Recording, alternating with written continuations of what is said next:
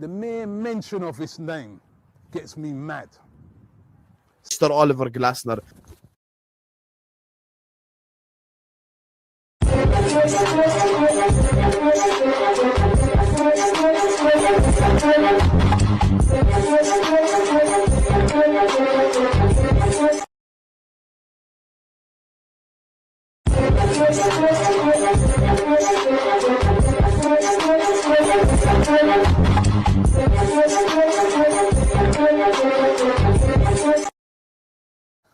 The mere mention of his name gets me mad. Mr. Oliver Glasner.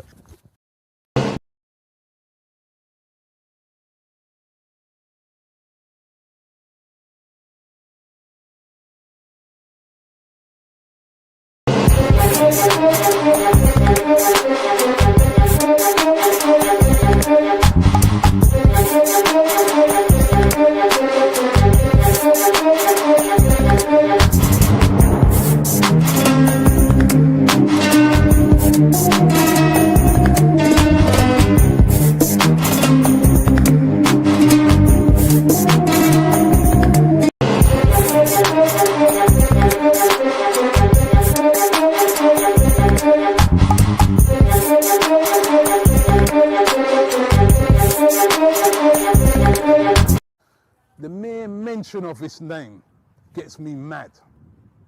Mr. Oliver Glasner.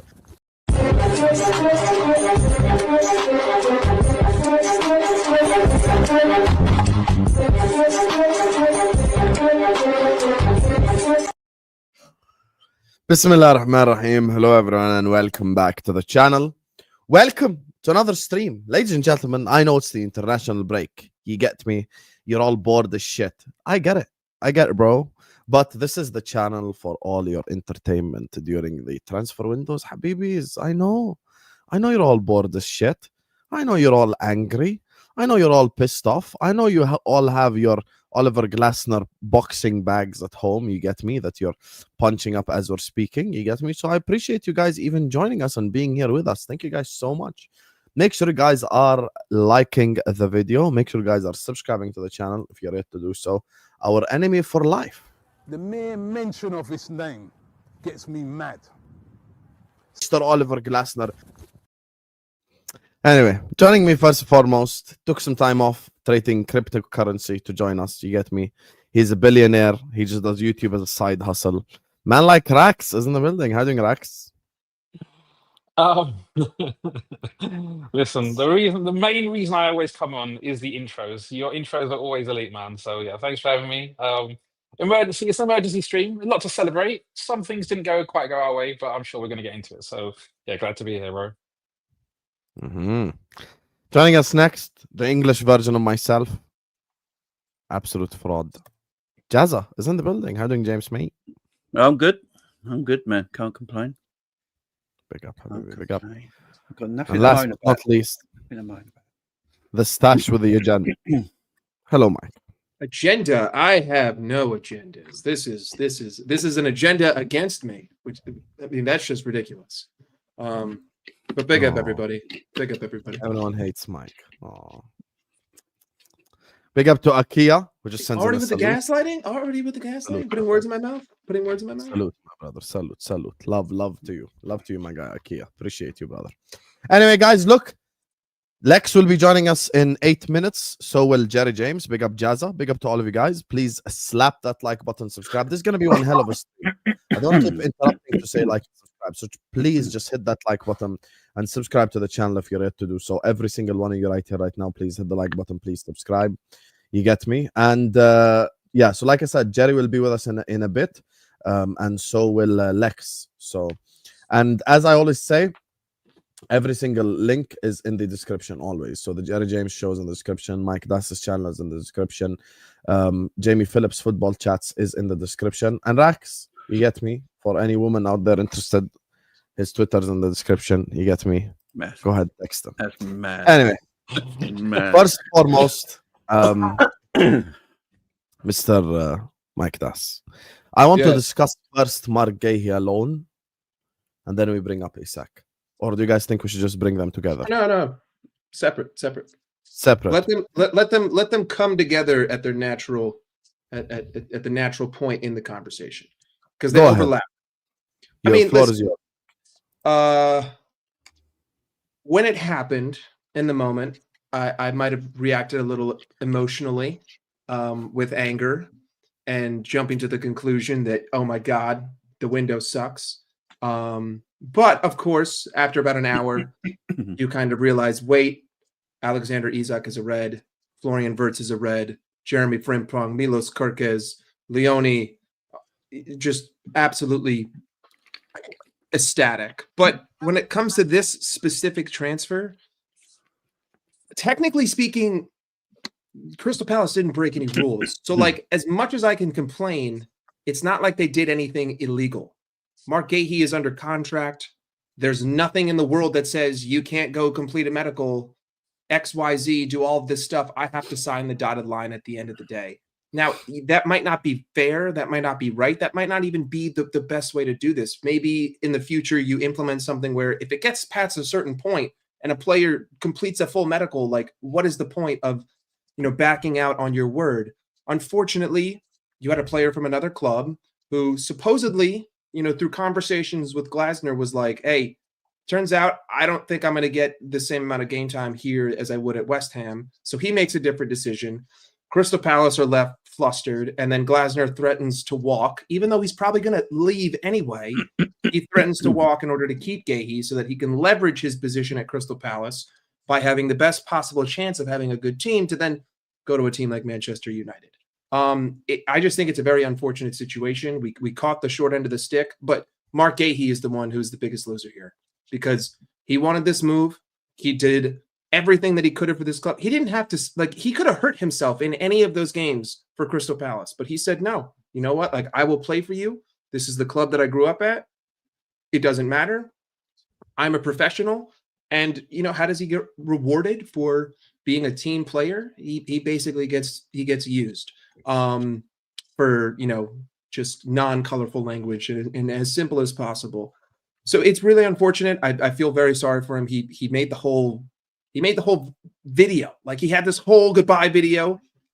Henderson literally was pushing him to the crowd. Like, Henderson knows. It's like, yo, bro, I know you're going. Just go clap him. And he didn't even want to do it. Like, he wanted to be a professional like it was any other game.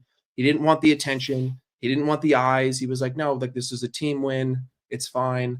It's just really unfortunate. And it is what it is, because no rules were broken. But it's really shady from Crystal Palace. And we're only going to end up benefiting from it anyway, because now we'll just get him for cheaper, or we'll get him for free. And if you think that he's going to sign a long-term deal after you just pulled this shit at the 11th hour, you're out. Maybe I suffer for 4 months. Maybe I suffer for 8 months. I still have Leone. And best case scenario, Marc Guehi cost me absolutely nothing. So it just sucks. And it mostly sucks for him. And I mostly feel bad for him as an individual person with his own career trying to progress it. That's all. Usually I like to allow all my guests to speak first, but I just want to say something, because I have to mention this or else I will lose my shit. I just want to say, working with the rivals today, Liverpool fans in the chat, I know 800 of you, 90% of you are all Liverpool fans. Like and subscribe. Just want to say something, guys. If any Man United fan ever tells me that they're the biggest club in England, I'm straight up just gonna laugh in their face, to be honest with you. This whole experiment has shown me by de facto that we're actually the biggest club in England. Isak kicked up a fuss and left Newcastle. Liverpool are the assholes. Guehi was respectful, didn't kick up a fuss. His transfer fell off. Oh, Liverpool are the assholes. Everything is Liverpool's fault, chat. Why didn't we pay the money earlier for Isak and just give them the money? Dumb logic. Same shit applied to Guehi now. So Isak didn't show up to training, didn't show up to preseason, said, fuck off, I'm not playing for you anymore. It's Liverpool's fault. Guehi showed up to training, showed up to preseason, represented Crystal Palace, didn't put in a transfer request, didn't do anything. It's also Liverpool's fault. Everything is our fault, chat. You can never ever say Newcastle are incompetent. Crystal Palace are incompetent. You made your first bid last night. False. We made our first bid after the Community Shield. Check your facts.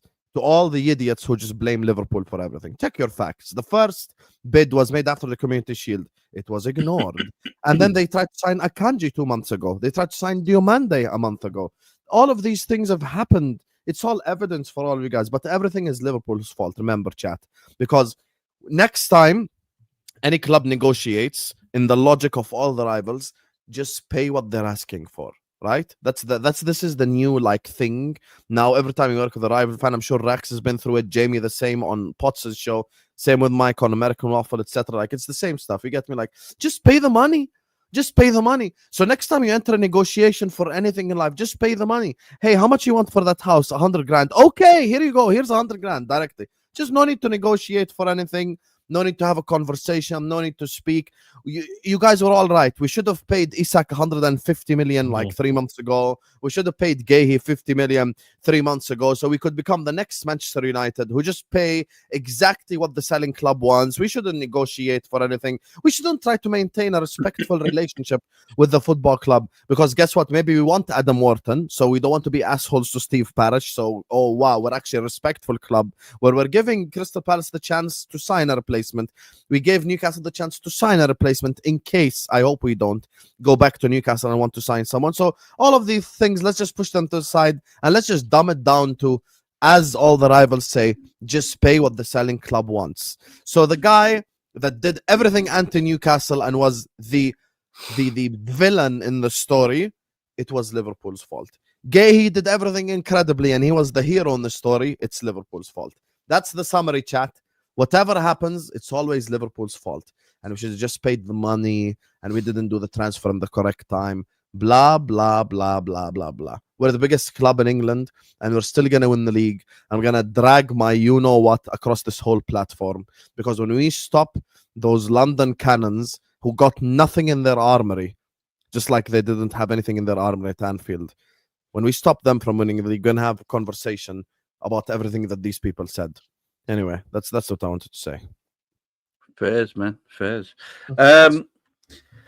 Look, I, as you said earlier, like people, I've even seen Liverpool fans say it's our fault not getting Guehi because we didn't pay the money when Palace wanted it.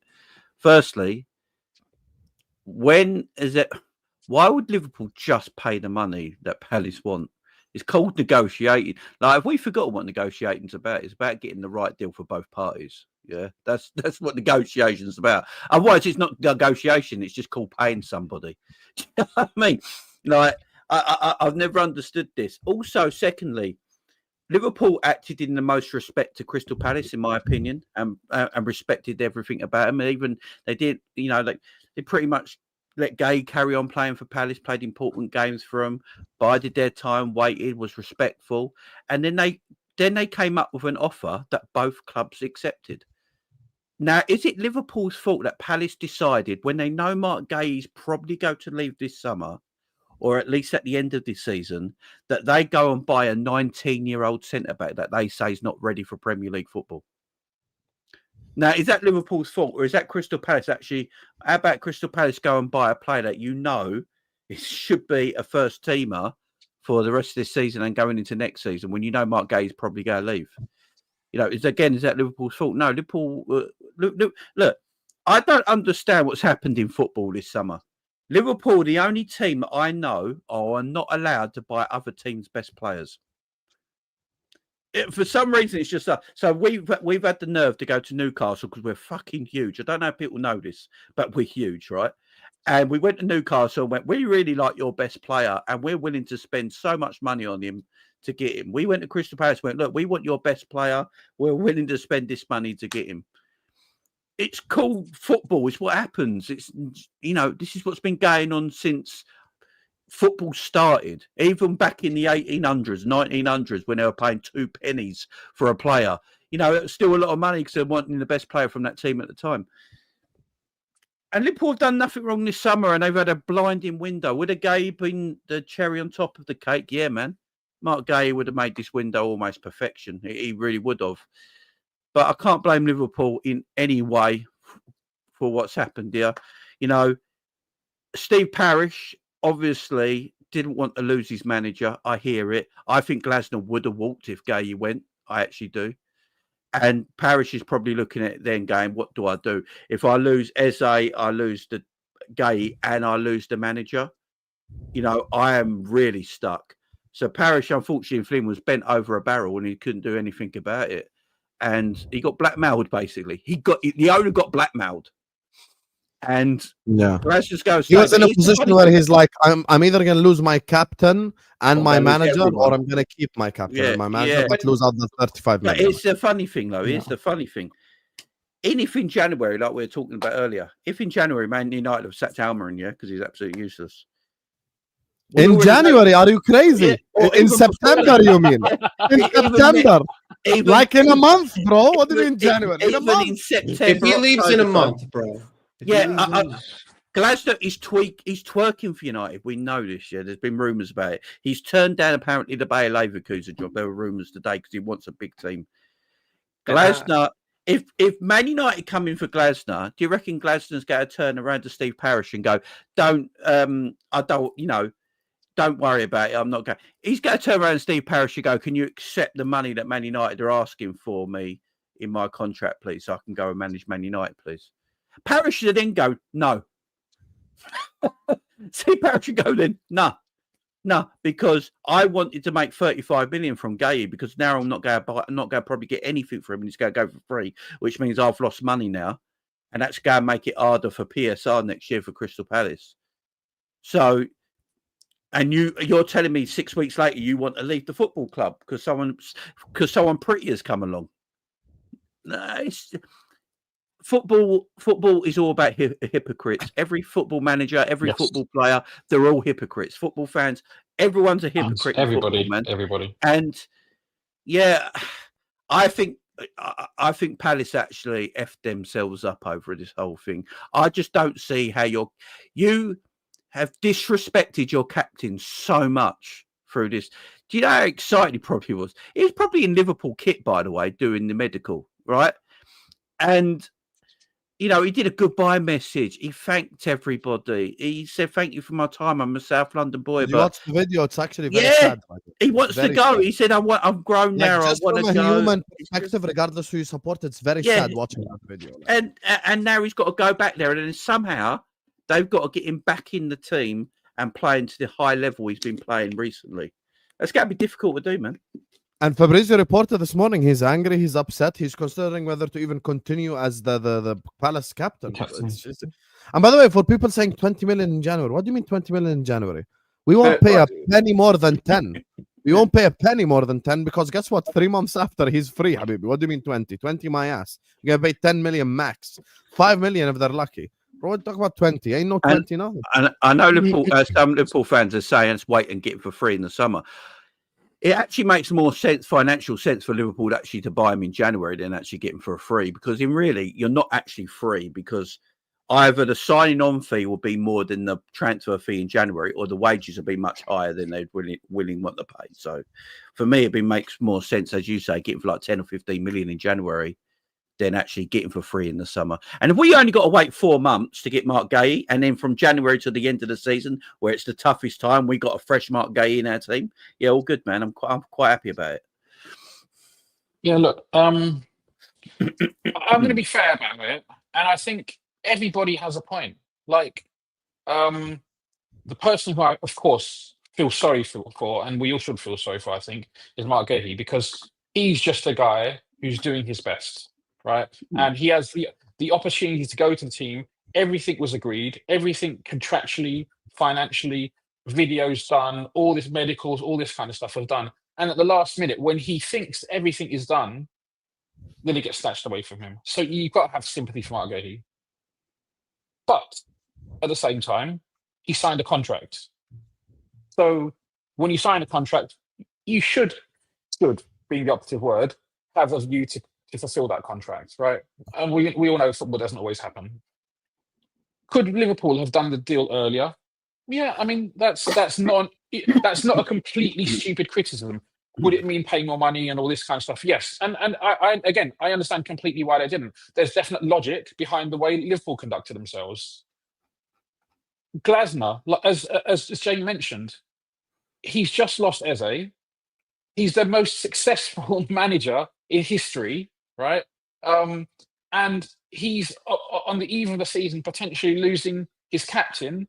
I can understand why he'd be frustrated. And Crystal Palace chairman, he's caught between a rock and a hard place, because on one hand he's got 35 million for a player who's going to go down in value, but every day he's going to go down more and more in value till the end of his contract.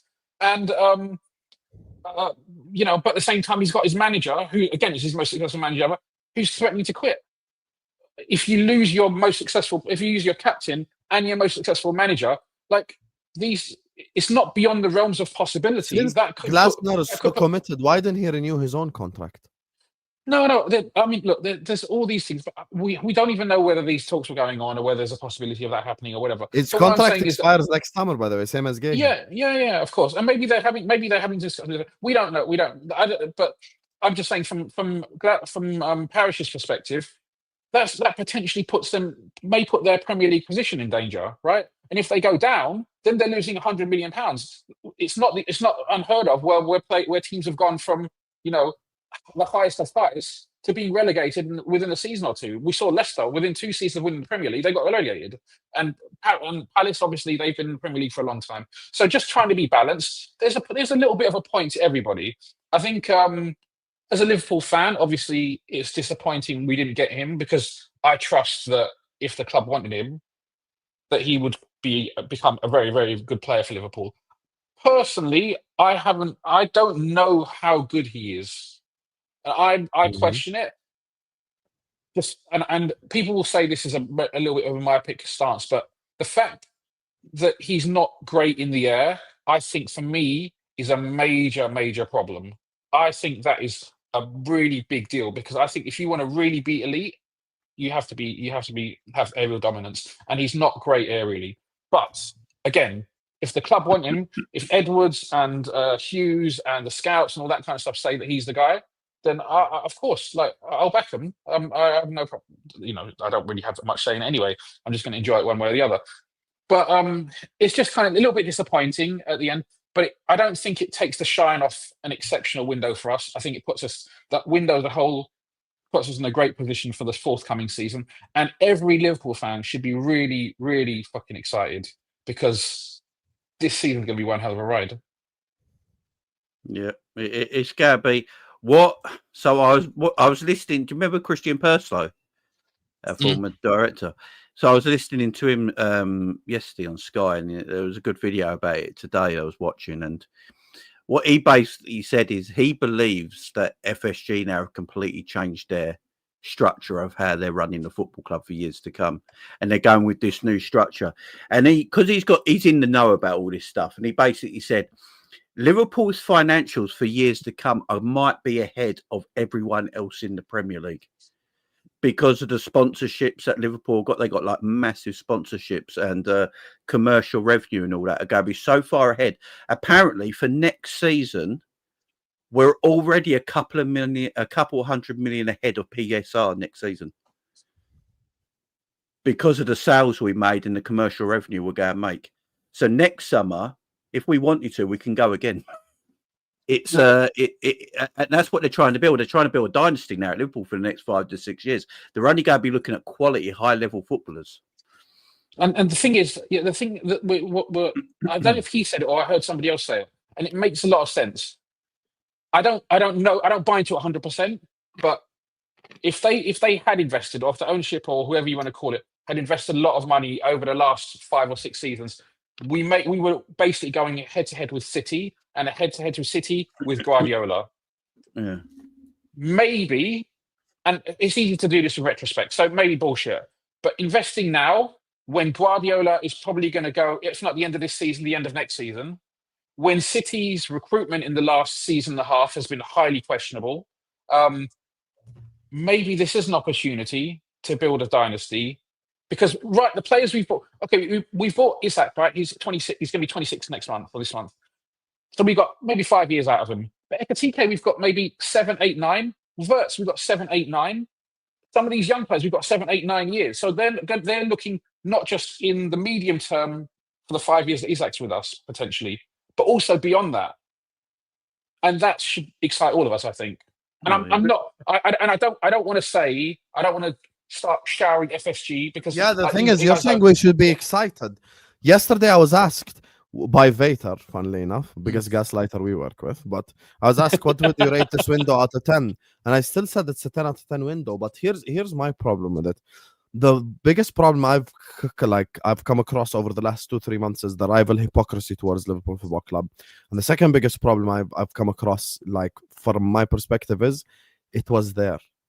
Like, here's the thing that people say. You know how they always say, like, one bird in your hand is better than two birds on the tree? You know, like, we had the two birds in our hand. One just flew away. That's we're allowed to be irritated a little bit because he was doing his like mid-medical, bro. We got the here we go. Marc Guehi to Liverpool, here we go. He's gonna do his medical today in London, but like he was mid-medical. So that's why we're upset, because Guehi is, I don't even think it's the final like piece of the puzzle. I think like he would have been like the cherry on top of the cake, if you would like, because the cake is already there, right? And that's why Liverpool are smart signing the Leone kid, like in terms of numbers at least, because now you have someone there. You know, that's the thing. It's very important to have someone over there in that position instead of just like having no one there. So my issue is like, look, you look at the situation with Marc Guehi, and it's just exposed all the rivals for their lies. And the second thing is, now I know that actually nice guys finish last. If we want to go and sign a player from now on and he wants to kick up of us, I don't care. Kick up of us, Habibi. And I will defend you. You get me? I Yeah. think that at the end of the day, it is a business from the club's perspective, but it's also a business from the player's perspective. So if you're going to hold the stance that these players are assets, well, then you have to hold the stance that these players view the clubs as assets. Every way that you view the club to player relationship, you have to view the player to club relationship. And unfortunately, in the way that this world works, you can't, like, there is no assurance. There is no assurance for any player that they will be able to play for 10, 15 years, right? People get hurt, things happen, things outside of football, mentality, whatever, right? So the fact that basically Marc Guehi, who has done as much as someone at Crystal Palace could have done for that asset, is then turned around and treated like he isn't even an asset, or isn't even like a human being. Like, we don't care what you did for us. You're going to fulfill your obligation. It's a little bit two-faced for me, but I did read this very interesting theory. Some guy did the math. If you were to take all of the Coutinho money and if you had invested it into Bitcoin the year that we sold Philip Coutinho, it would equal 1.17 billion pounds, which would be just over the amount of money that we have spent since we sold Felipe Coutinho. Now, I'm not saying that we're a bunch of crypto nerds here, but it could potentially be that we just hit the jackpot on some Ethereum and on some Dogecoin and on some Bitcoin. Also, listen, FSG probably view this franchise as like the best moment. I mean, I don't know if you guys follow baseball, but essentially the Red Sox are doing good now, but the Red Sox are doing good because they gave away their best player and they had a bunch of prospects. And now all of a sudden the whole environment of the team has completely changed and they're starting to progress in the right situation without having to splash a ton of cash. So they have a really good foundation there. And then if you look at Liverpool, all of the context that you guys just said that I'm not going to repeat, they probably see this sport investment as like, okay, if we're going to put a ton of money into anything, what is the best opportunity to get all that money back? Well, it would be now, and it would be Liverpool, and it would be winning everything for the years to come. Because at the end of the day, listen, I know that people are like allergic to net spend. It's almost like no one wants to ever look at a balance sheet and actually do some accounting. It would be like if I made fun of you for buying something that's $5,000, but you make $1 million a year and I make $50,000 a year. Like, you have the fucking money to do it. The $5,000 doesn't mean anything. So when I look at this window and I see the fact that, we really spent 217 million pounds, Chelsea made 17 million pounds, great business from them with all of the incomings and outgoings.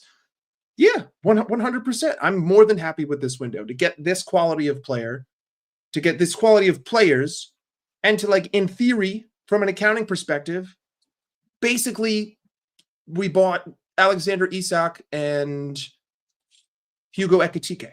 Like, add those two numbers up, and that's what the total amount of money spent is. Because if you're gonna sit me and say net spend FC, it's the biggest agenda that I hate. It's like you've never took accounting. It's like you don't know how to, make a Google spreadsheet and budget yourself for the month. I don't know. Maybe people need to take some financial advice, but we're killing it. Nothing could tarnish this window. By the way, nothing. We have fucking Alexander Isak. He's number 9. Definitely. Hi, Jerry. Big up. What's going on? Jerry looks Yeah, like man. he's got a halo. It looks like he's like. He just woke up. Yeah. No, I didn't even get. I'm not gonna lie. This is a face from getting punched up boxing. No, Yeah, Jerry, yeah, I'm talking about the light No, it behind your does. head. It's like yeah. It does. If I move, it's the light. So I've had to position myself to make myself look like I'm the Christ the Redeemer. But I'm here. Big up Lex as well. Hi, guys. Yo, big up. Big up. So, Jerry, your thoughts on the whole Guehi situation? Just Guehi alone. It's sad. It's a sad situation from him. I think I want to start from there, man. From what I understand, he was in a London office in the Liverpool tracksuit. It's tough. It's tough. I feel like Newcastle have been Crystal Palace were all over the place with that situation. For the manager to be, running with a narrative that he's not for sale, for the chairman to be saying actually he is for sale, the chairman allowing him to, conduct the medical, allowing Liverpool to engage with Guehi and agree a deal in principle that was agreed ages ago because terms were already kind of agreed. If Crystal Palace didn't allow it, then that would have been tapping up on Liverpool's end. So Steve Parish would have allowed Liverpool to speak to Guehi directly prior to, agreeing terms as clubs. So it's just been a nightmare. And I think obviously from Palace's perspective, look, he's their player, and ultimately what Parish has done is say Glasner said he wants to leave. All right, we've got to keep Glasner for this season. So he said he wants Guehi. Guehi's going to stay. But it's just unfortunate for Guehi, man. I think it's unfortunate. And the idea for anyone that says, Liverpool could have bid before or whatever, Liverpool would have negotiated that deal from ages ago. And it's a similar situation to Isak where Crystal Palace wanted a replacement before they went and did anything. And Glasner didn't want to get rid of Guehi. So his narrative was, there's no centre-back that's out there. Whereas clearly Liverpool, obviously Crystal Palace were tapping up different centre-backs. They were linked with Diomande from Sporting. They were linked with Igor that decided to go to obviously West Ham in the end. And they actually signed a centre-back, a 19-year-old centre-back. So he's probably, obviously they're going to bed him in and Liverpool probably going to come back in January. But it's just a sad situation, man. The video was done, from what I know, he was in the Liverpool tracksuit in the London office because he had his medical in London. In bits, from what I understand, and rightfully so, man. Sad. Can you imagine? He would have had all his family there as well, right? You would have like your parents and your like extended family or whatever, and everybody's there, and everybody thinks he would have been in bits, but also like he would have felt embarrassed because he's brought all. He would have said his goodbyes, like even the celebration from the goal, like he went and do you know what I mean? That was like a massive moment for him. He got left at like, the altar. That's the worst thing, like where you feel like, that was my good, and like for him to perform even the way he did in that game, like he was outstanding in that game, whilst knowing that he's leaving and then not wanting the limelight. You can actually see videos where Henderson's pushing him to the fans, kind of like, look, get your goodbye, and he's like, no, I don't want that. It's not about me. It's about the team. Saying that he doesn't like the limelight. Look, he knew this was coming. He knew that the club had agreed to this.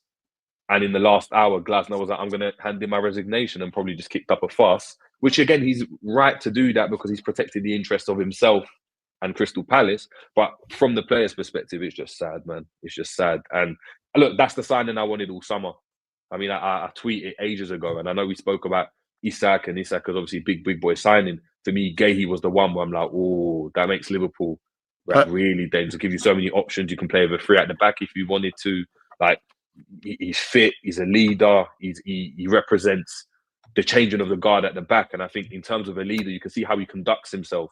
It's captain-esque. He's the type of person that you want at the club. And it's just sad. Like, for me, it's just sad. It's just sad, man. Yeah, I personally think Guehi is either 4th or 5th best defender in the league. Personally, I think he's a quality centre back. I've always said it. I don't think he gets the attention he gets because he probably plays for Crystal Palace. But you can see it in him, man. It's like when Virgil played at Southampton. Virgil was arguably the best defender in the league at Southampton. He just didn't get that recognition because he played for Southampton. You know, when he came to Liverpool, he started getting that recognition. And yeah, I think Marc Guehi is a quality footballer, man. He's high level. And I hope we end up getting him in January. I really do, because, you know, he just takes, you know, he takes our club to the next level with the way he plays. He also will take his game to the next level, playing for Liverpool Football Club as well. So, yeah, exceptional player, exceptional person as well. But it does show in this market, though, if you want to move, be a prick, man. But you know what I mean? there is the only additional thing that I want to say about Guehi is that while I do agree that a lot of this just comes down to being horrendous set of circumstances, mostly, you know, with the main domino being Igor deciding at the very last, you know, at the 12th hour after completing his medical, being at their facility, is like, you know what, I think I want to go with this one. I'm sorry, I know that we were about to get married, but I just met this chick outside, and I think I'm gonna go marry her instead. To me, the only blame, and I give maybe like 5%, 10% of blame towards Liverpool. The only thing for me would be, I think with Isak, when it comes to 150 million, yeah, like you're well within your rights to sit there and try to say, you know what, I think that we can get him for 125. I think that we can get him for 130. Sure. With Guehi, if the total package was 35 plus 5, you're going to tell me that, you know, if you didn't press a little bit more a month earlier for maybe 45 flat or 45 plus 5, yeah, I know you're going to say 1 year left on the contract. To me, it would have just been like, he's the missing piece. I'm willing to spend that extra 5-10 here because I know that if I get him in now, that I don't have to worry about the first 4 months at all. That's the only blame that I would put on him. But I'm not going to hold the club too deeply for that. If you want to, that's fine. But like, that's it. That's all you could say. You should have just put 10, 15 more, overpaid a little bit. But, you know, Michael Edwards and Richie but even that, aren't going to do that. But even that, Mike, right? Like, when I think of it logically, no, but exactly, and I think of it logically, and the club have let Liverpool engage with Guehi to agree personal terms. We heard about this a month ago, so they would have spoken to him a month before that. So we're talking like 2 months ago, right? Liverpool would have been told that they want this price. Liverpool would have said, all right, we'd get to a price around this. Now, if Glasner was saying the whole time that, no, I don't want to let go of Guehi, ultimately, ultimately, Crystal Palace have accepted a bid of 35. So they've accepted. And Isak's bid was accepted at the same time, and it still went through, right? So Crystal Palace have decided to go and change their mind. The only person, if you're going to blame anyone, is the miscommunication between the chairman, which is the board, and the manager, because they want two completely different things. One wants to keep the asset, which is Guehi, their best player. They're arguably their talisman, their leader from at the back. And the club came out after the Community Shield saying, well, Parish came out during the Community Shield saying, we can't let Guehi's contract run down, so we'll have to let him go. So clearly there's a disparity between what the manager wants and what that's on Crystal Palace. So that's the issue that Crystal Palace have, because ultimately Glasner the whole time was saying, I don't want to let Guehi go. He's not going anywhere. He's not going anywhere. Then they accept the bid, and he's had his medical done. And on top of that, Liverpool missed the 7 p.m. deadline and were advised by Crystal Palace, put in a data sheet so you can have some extra time to complete the deal. Also, to then pull the plug in the final hour. Crystal Palace are the losers here because, like, let's be real, we're still probably going to score 4 goals a game, and I'll just come back in January for half the price, or I'll just come back in June for nothing. So, but their team's stronger, and we've seen with Guehi. Look how he's performed. Look how he's performed. He's going to perform well, and if they do well in the Conference Palace League, is fine.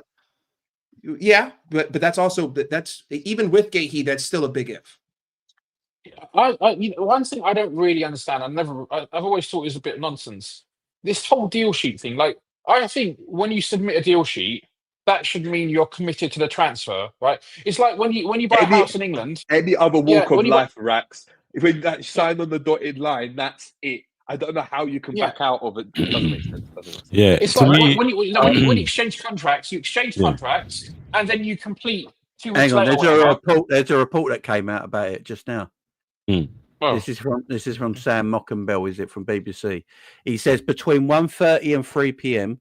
a club agreement has been concluded, and Guehi has been given permission to buy Palace to undergo his medical. At the moment, Guehi believed he was joining the Premier League champions, who were also about to confirm the capture of Alexander Isak for 125 million. He had his medical, which was over an hour long, but Parish did not sit down again with Guehi and his advisors until after 6 p.m. for a fitness class in a gym in Soho. So there was no chance Guehi was leaving. So after all that time, it's like they played. When I called Crystal Palace incompetent earlier on, you saw how I was gaslit by 5 rivals, and I still shut them down. 1v5, baby. Just shut them down. Just punch. See this? Right there, incompetent. Because the owner was in a gym class, guys. That's why we didn't. 3 hours? For 3 hours? Yeah, he was in a gym class. Yeah. How old is he? Fuck you, Steve Parish. Yeah, but he's rich, ain't he? He probably they probably get sold. Wait, my bad. He was in a gym class. He was in a gym class. Go to a smoking room, have a brandy, cigars, relaxation, all that. Lex, what's your thought on this Guehi situation? Just a high level of unprofessionalism, to be honest with you. Sorry for the voice, by the way. I'm a little bit under the weather. Yeah, it's just hella unprofessionalism. It's just like in some ways you could look at it from a perspective of some people saying that, oh, Liverpool delayed, but it's like, what kind of negates that is when you've accepted the bid. Once the bid is accepted, once we have decided that we will move to the next steps, then the onus is on everyone involved to complete the final steps of said deal. It's not a case of, oh, if you did it earlier, you would have gotten it. Not really, because if it was a case where they rejected the bid because we were undershooting it, then fine. But it was accepted. Everything looked set in stone. Medical completed, all of this, all of that. And then, it just fell through. Which, deals fall through, some not necessarily like this, but sometimes they get hijacked, so on and so forth. No. Have I heard of a scenario where the manager threatens to quit immediately as saying, oh, if I lose this player, I'm quitting? No, that's kind of strange. As well as when you consider that this manager's plan is to further his career at some point in the season or even after the season, then it begs the question, like, what's the actual agenda here? Because the only thing I can think is that Glasner thinks that without Guehi, he could potentially face the sack. And then if he faces the sack before he can land a big move, then it will sully his reputation. That's the only thing I can think from his perspective.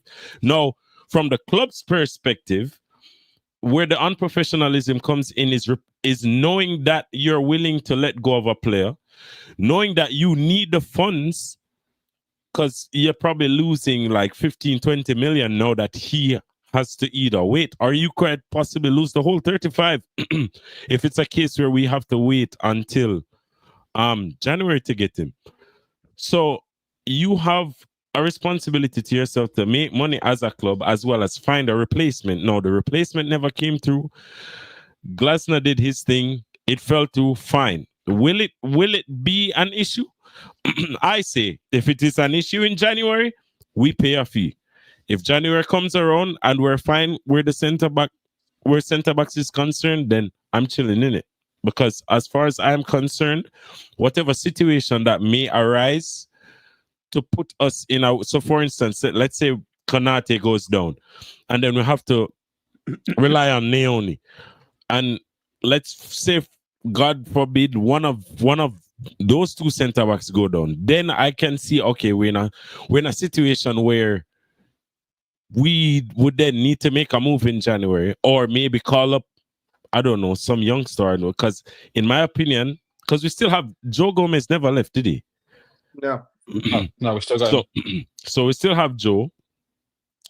It's pretty good. My thing is, for all the deficiencies that I see in our team, that's where Slot comes in, because he does a really good job in filling the gaps, irrespective of not necessarily having, or like for instance, DM wise, we don't really have a concrete DM, but the way our system is structured is in a way where we don't.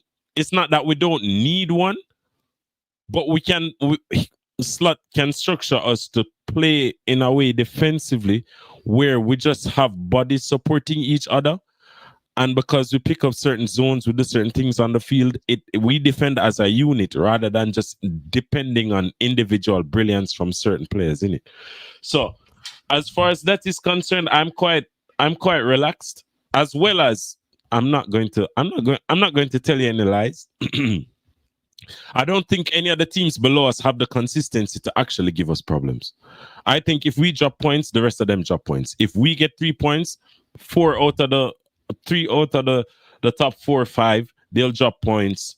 And even if they do gain points, we'll probably have a lead enough whereby which we can wait till January to actually get a centre back. Like, I think we're chilling, to be honest with you. Yeah, I agree. Okay. On that note, let me grab these supers and I'm going to move on, talk about Isak as well. You get me? We end the sadness and we go straight to the happiness. You get me, chat? So we're closing in on 500 likes as well. Let's get there. 1.3K in the building. Appreciate you guys. So please do hit that like button. Please do subscribe to the channel and go subscribe to all these guys' channels. They're all in the description. You get me? I appreciate and love every single one of you. Always supporting us. And I hope you guys enjoyed the transfer window as well. Now that it's closed. You get me? This channel definitely delivered during the transfer window. All the streams, everything we've been through. You get me? So, yeah. This Friday, by the way. Inshallah, Sweden, Slovenia watch along. I've never in my life wanted to watch a Sweden game up until this Friday. Big up to my guy, Future Nexus. Dubs in the chat for Future Nexus for dropping in the 20-piece. Big up to you, man. He says, big up, lads. Hope you're all well. Keep smashing it. I appreciate you, Nexus, man. You've been one of the guys as well that support us all along during this transfer window. Thank you so much for always showing us love. Thank you so much for always supporting the channel. And big up to you always, man. And I'll never forget, you're the one that timed out James Redmond. So W for you anyway. Are you guys worried Alexander Isak will do the same with us? Here's the thing, though. The way that this football club is behaving, deep this. Sell Salah and buy Olise as the replacement. Sell Van Dijk and buy, like, you get me, Guehi and 2 centre-backs as the replacement. Even with our best players leaving us, we're still, you get me, we're still cooking. I honestly do believe Salah does go next summer and we buy Elise straight away. That's his replacement. I think, I think that wouldn't surprise me. That wouldn't surprise me. Yeah. That's the thing. Evening, gents. Big up to Gagandeep. Despite someone on the panel, who I'll not say who, you get me, said that Salah should be dropped. Big up to Gagandeep says, evening, gents. I might be wrong, but if Palace only wanted 40 million for Guehi, I think for the caliber of player, he's England's starting centre-back, Crystal Palace captain to first ever win a trophy. 1 year left. It's a steal, in my opinion. Yeah, but you're saying that... Is that a legit first name, blood? But we would still have had the Glasner issue, right? Because Glasner doesn't want to lose the player. Yeah. So Glasner, even if they accept 40 million, Glasner would still say, you sell this guy, I'm off. What's the point? Everyone is viewing it wrong, right? Ultimately, the lesson here is that Steve Parish is a pussy because fucking Glasner got to talk to Igor, which means that Glazer got to manipulate the player who was coming in and basically bluff and say, I'm not going to play you. So then what does Igor do? Igor says, fine, I'm just going to find another bitch, right? And then whatever the Parish is stuck there. Yeah, Parish is now stuck there basically, oh my God, like, do I call his bluff? Do I really call his bluff? Or do I let him just use the shit? And the other thing I want to say as well, here's the thing, Gagandeep. You pay like 40 million, which is exactly what Crystal Palace wanted. You set a bad precedence in terms of you're the next Manchester United. You can't just pay exactly what the selling club wants. You have to negotiate. It's just part of being a club. Like, who told Igor no guaranteed minutes? Mr. Sabotage. Glasner did. Yeah. The mere mention of his name gets me mad. Mr. Oliver Glasner. Don't forget. It's Glasner. Glasner played Parish. Parish is a pussy. That's all you got to know. New enemy. Guehi Glasner incident post Chelsea. Something is up. Yeah, looks like something is I up. have a quick one then, Mike. Yeah, if Parish had done that and Glasner had left, and he'd be left with no Guehi, no manager, what would he do then? Jerry, let's just view it like this. If Glasner thinks that the only way he can keep Crystal Palace being good enough to get the United job would be to keep Guehi, then he's going to do everything in his power to keep Guehi. But he also wants the United job, which means that he can't just up and leave Crystal Palace right now. Yeah, that's the funny bit. Like you want to know the funny bit, Jerry? Glasner's cannot... contract expires next summer, just so you know. I know, I'm just saying I just don't think that he could leave and then go somewhere else. But you have to think about it, right? He's not expecting for Glasner to leave, right? He's just suffered the loss of Eze leaving and Guehi leaving. They're two best players in the team, right? Pound for pound, right? And Elise 2 years. Really think he ain't expecting Glasner to leave? Are you crazy? No. He's expecting Glasner to leave. But there needs to be. It can't be everyone. Imagine when Klopp left, right? Salah left, Virgil left in the same time. Liverpool would be finished. They'd have been finished. I understand what you're saying, but here's the difference: Glasner is going to go be a Man United manager as soon as Amorim gets sacked. I don't think so. I think it will be in the summer, and I don't think. Have you looked at the managers available? No, I've seen the managers available, but I think based on how United approached Amorim when they went and got him in the January and how it just didn't work out, and I think Glasner would want a full pre-season before he jumps to go to United. I don't think United will go and do it that early. I think if Amorim leaves, you have an interim manager for the rest of the season, and then they'll look to go and get Glasner in the summer. Why would they just go and pay out to get Glasner and have the same situation again? And what that shows us is that, for me, everyone in football has their own agendas and selfishness. So Glasner wants the best for him for this year, so he wants his player to stay. Steve Parish says he needs the money because he can't afford to let him go for free, so he wants to get him this summer. Glasner don't really care about Crystal Palace in the entirety like that because, as everyone says, he's probably going to leave next summer and go for a bigger job. So for him, Marc Guehi is it's just for him surviving this year to make himself look better to get that bigger job next summer. So everyone in football is selfish and has their own agendas and their own things. It's just the way it is. But the fact that the manager and owner at that football club are not talking on the same page at the moment is a bit of an issue. But that's Crystal Palace's issue. That's for Crystal Palace and their fans to really talk about more than us, to be fair. FSG first cleared that, then they more focused on the stadium rebuild, then built the best training ground. Now they got on the market transfers. It's a process, guys, is what Karan is saying. Yeah, like I said, listen, carry on and we'll be good, man. Yeah, exactly. I think I'll be honest with you guys. I think from the beginning of the debate, the FSG outers were a lot more honest than the FSG inners, and I know that everyone who was FSG out said, listen, I'm always willing to become FSG and I've got no problem with it, but I just need consistency. Don't come back next summer when we need a right winger, a DM and a centre back and we get the Paul Joyce bomba. Because Liverpool spent 200 million last summer, we're now incapable of signing a centre back. Like, I'm trying to hear that. You get what I'm saying? So that's why I don't want to flip flop. Can I just say, everyone talking about why we just didn't pay the 40 and get this thing done earlier as well.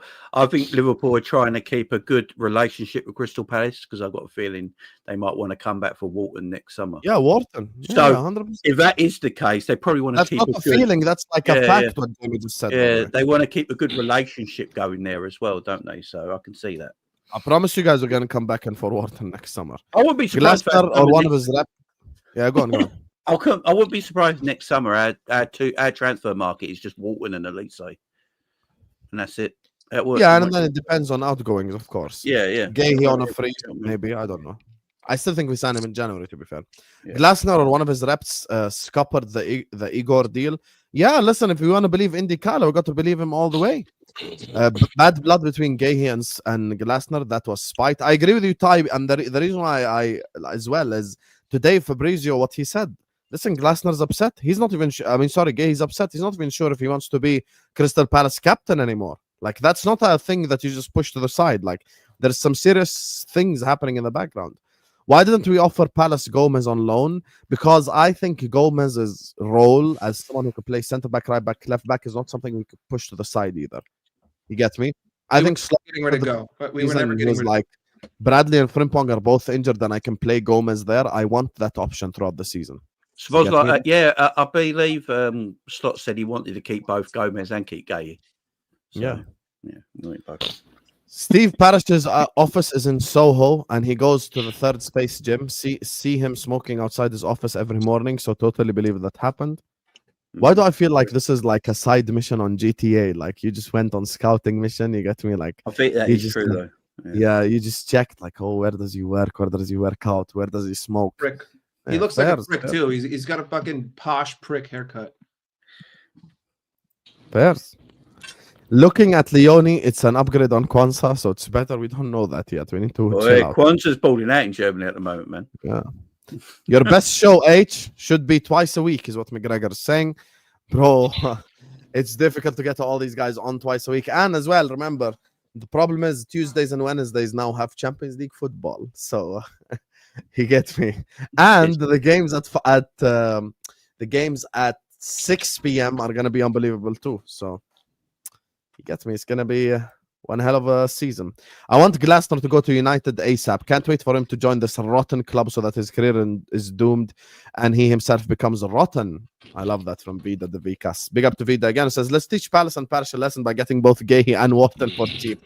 Parish needs to be dog-walked by Richard Hughes after this mess. Oh, don't worry. He's going to be dog-walked for the Wharton deal. Don't worry. We know how to handle this smoking gym goer now. Don't worry. Anyway, we'll do the deal. We'll do the deal at his gym. That's how we do it. At the gym, we'll do the deal next time. I was about to say that.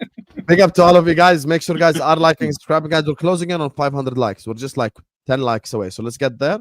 500 likes is our target. It helps push the show to everyone. So please like, share, comment, subscribe, all that good stuff. And let me just kind of move on to talk about the good news. You get me? Because he's here. It's real. You get me? Just saying, guys. Just saying. There's this guy.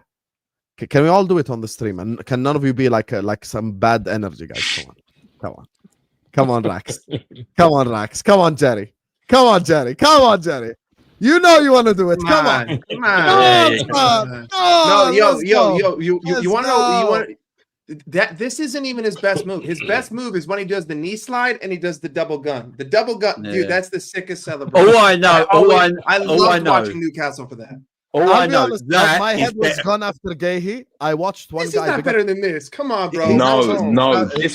This one's a disrespectful thing. It's like you think you could stop me. You think he's good? This at the Emirates, but I like a gunman. You've done that to Virgil. I'm from America, okay? We like cowboys. We like guns. So like when he slides, listen. guns. He done that to Virgil. Hear me out. He's Nutmeg Saliba, top corner. Bro, come on. He does that in Newcastle in his first game. This at the Emirates. This at Old Trafford. Hey, you get me. It's gonna bang. My head was gone after Marc Guehi. It's not a news for anyone. You get me, because I was cussing out everything. I saw the video.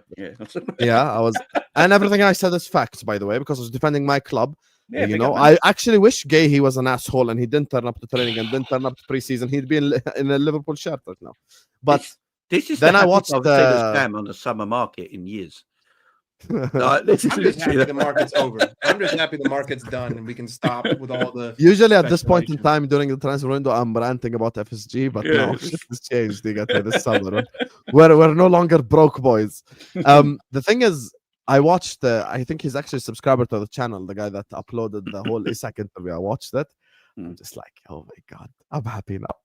I'm happy. I remember what else happened today. Then I saw him walking. There's this video. There is so much aura. I believe in the aura, guys. I'll be honest with you. I think aura is real. Okay.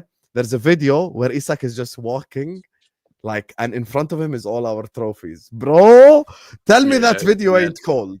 Tell me that video ain't cold as shit right there. You get me?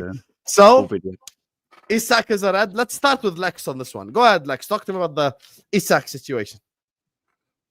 The Isak situation. You know, I kind of have mixed feelings about it because there's a part of me that cannot ignore what he did to get the move, and I think because I understand what he's willing to do to get what he wants, it kind of puts me in a situation where if he were to try to force a move, let's say to Madrid in the future, I think I'd be more accepting of it because I understand it's not like he's out here being like, it means more and shit. You know what I'm saying?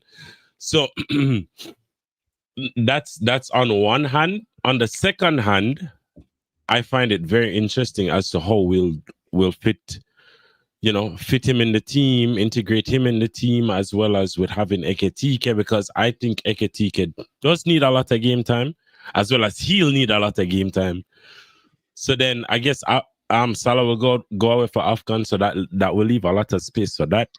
Maybe we'll play a 4-4-2 or some rendition of our front two type system at some point throughout the season, as well as the thing with the thing also with Isak is I'm glad we got the move over the wall. No, I'm just dying to actually see him play. You get me?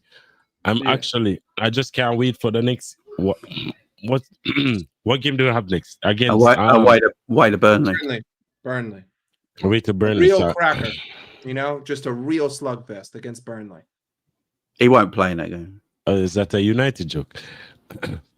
No, yeah. I meant. Never mind. I think his first start comes against Everton in the Merseyside derby. Oh, yeah. Hey. On a side note, what you guys think about Everton? I think this season is one of them seasons where it's going to be a bit more back and forth, isn't it? Rather than them just defending for 90 plus minutes. Yeah, probably more than likely. Grealish hype. From what I heard, the atmosphere in their ground's really good because of how they designed it. Yeah. It's steep. It's really steep.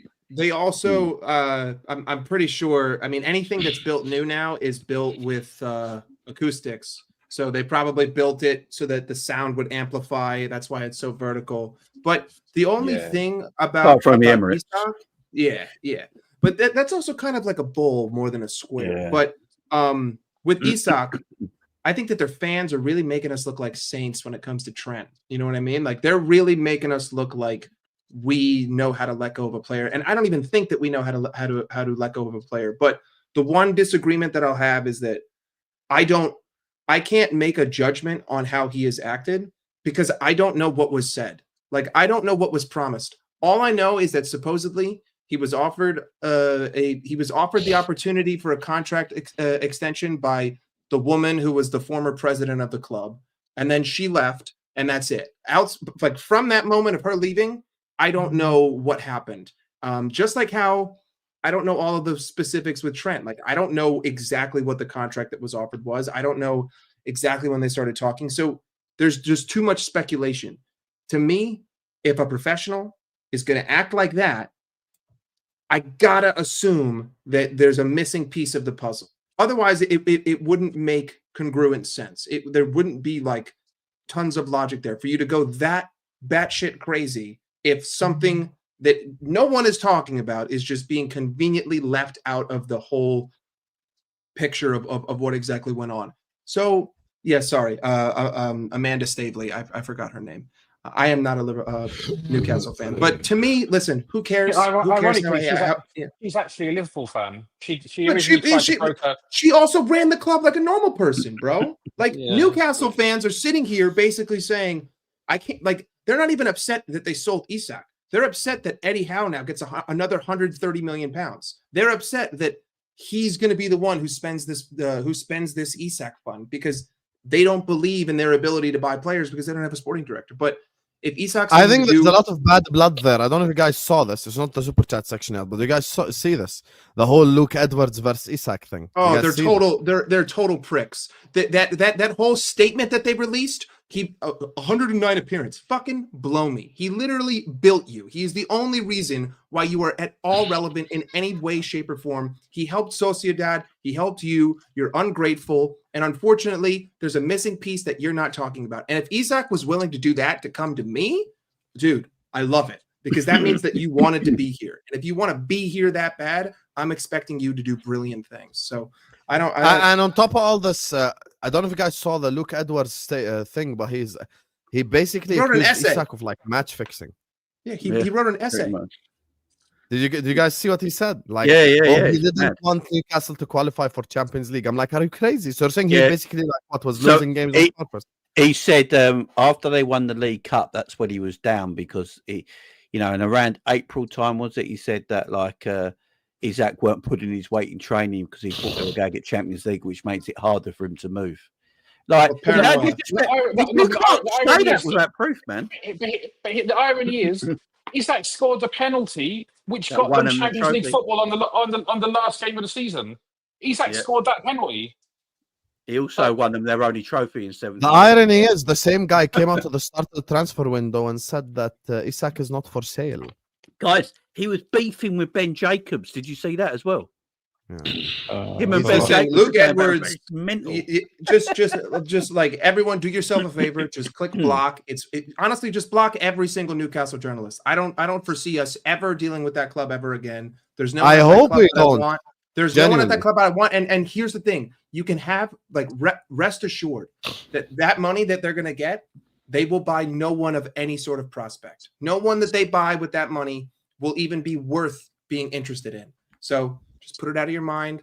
Let that cup blow. And we don't have to go there. Wow. And Isak doesn't have to go there unless it's in a cup competition. But I guarantee you they would fix that so that it's at Anfield. Just like how they fixed the first Champions League game of the season to be Real Madrid home. Don't sit here and tell me that was a random draw. Get the fuck out of here. Mike, You you, know were what? on the stream with me when I said Liverpool versus Madrid at Anfield. So was Jamie. Is gonna happen. I was calling it. I thought you knew. But anyway, sorry. Look, Rack ahead. you know what? I think obviously us as fans, and maybe there's some PR stuff going on between Newcastle and stuff.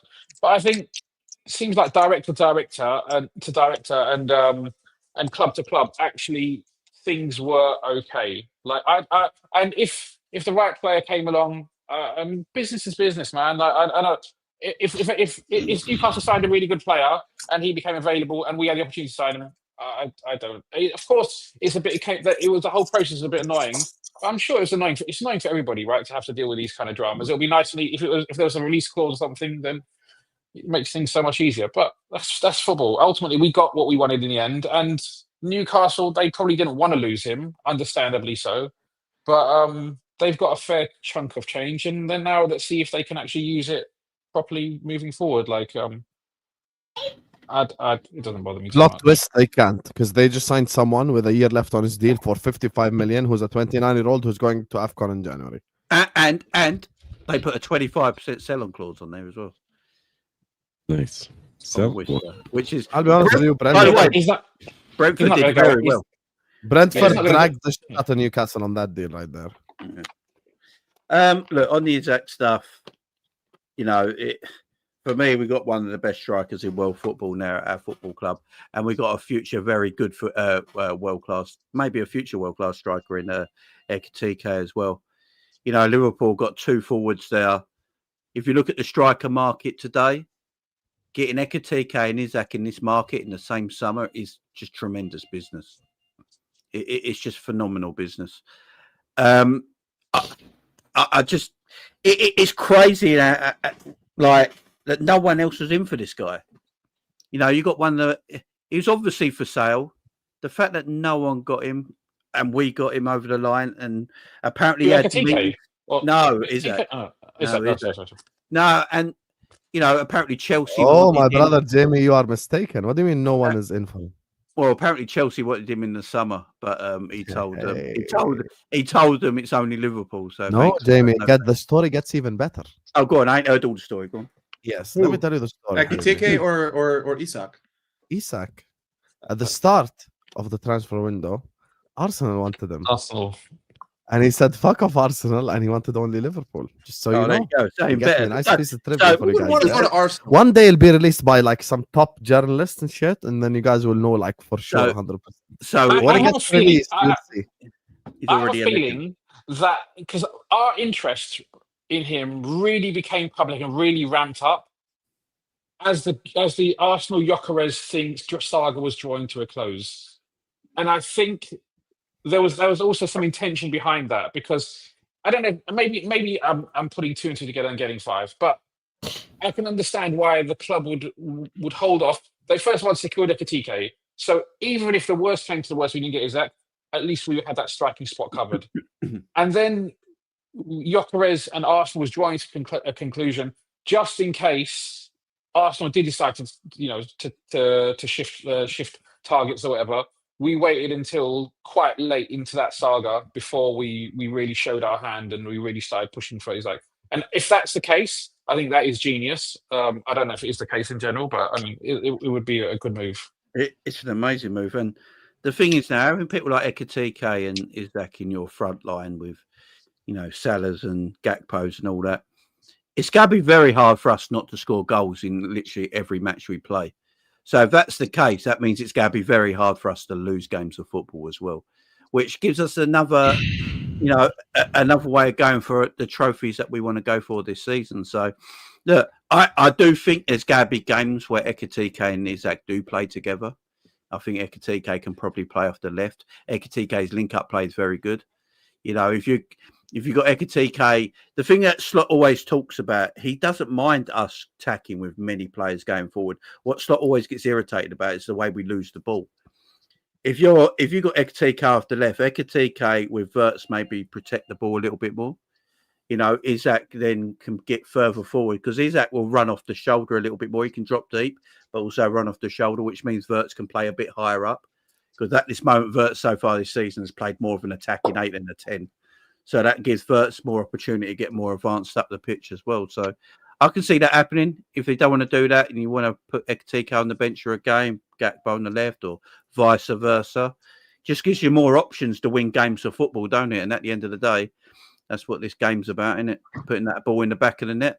And we got the potential to do that better than anyone else in this country now. So, yeah, benefits us massively. I think how we use Ekitike and Isak is arguably one of the most interesting things going into the season. Like, I don't know how it's going to work, but I presume when you're spending that kind of money, you have a plan.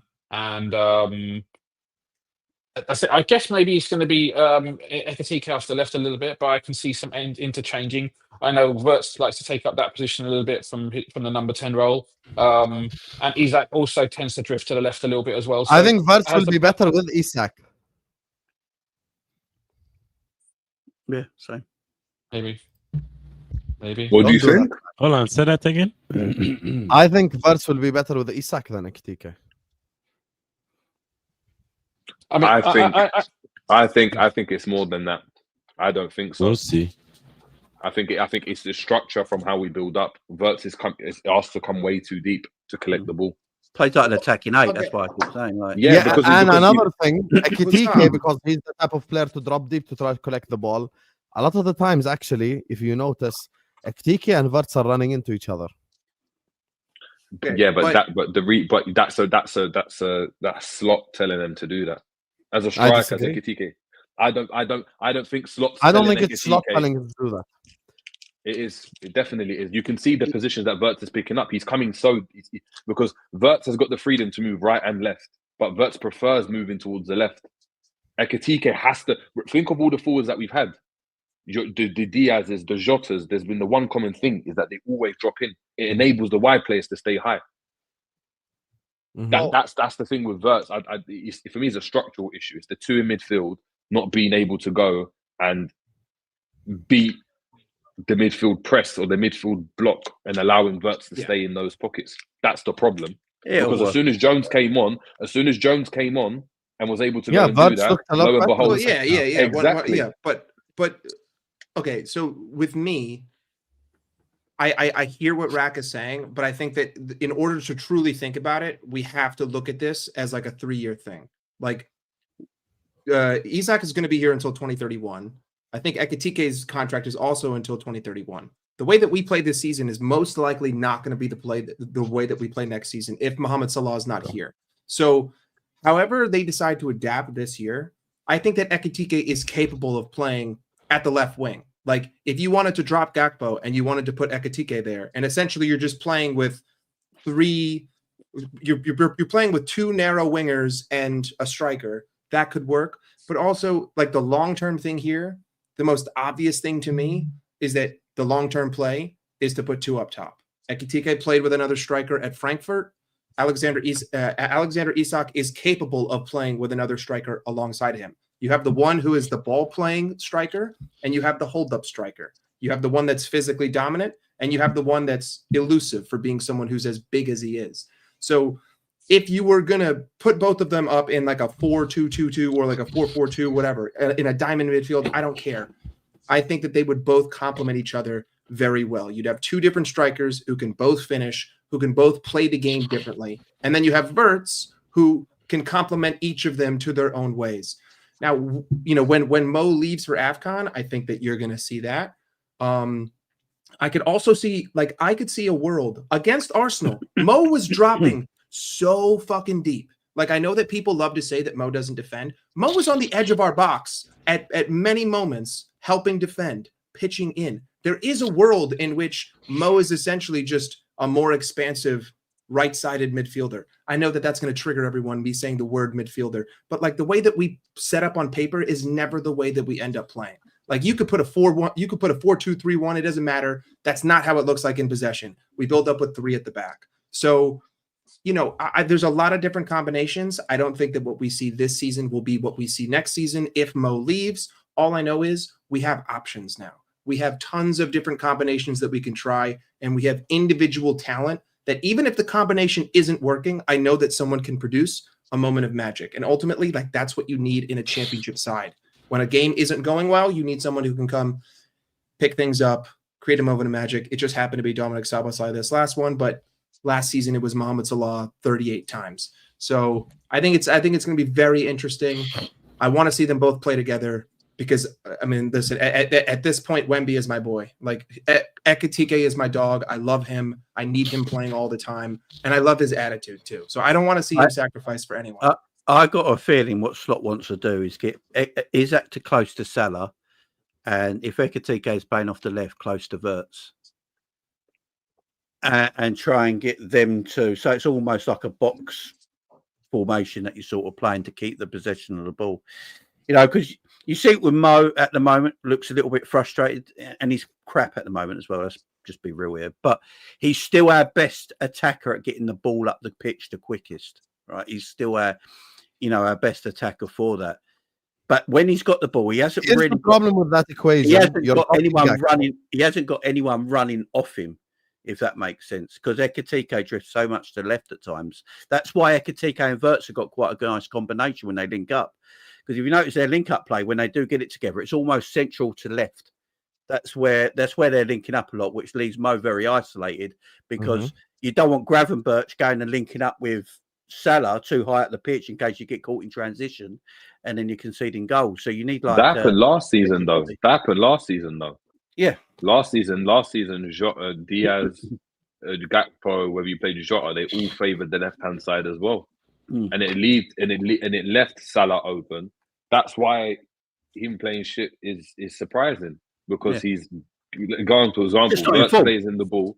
Yeah. Wirtz plays in the ball and it bounces off his shin. And that should have been a goal. That usually happens. That's my point. And that didn't happen last season. That's what I'm saying. So it's, I just think he's not in form at the moment. It's as simple as that. Yeah, it's not in form. Yeah. Jamie, here's the problem with your equation. You're dropping Gakpo. Do you believe Slot drops Gakpo? Only in certain games. I think we can rotate. Like we got our ability now to rotate the attack, right? Isak don't have to play every week as the starting striker. He can rest games. Ekitike can play up. You've got quality now in that lineup where it shouldn't matter if one's missing. If they're resting out that game to play the other.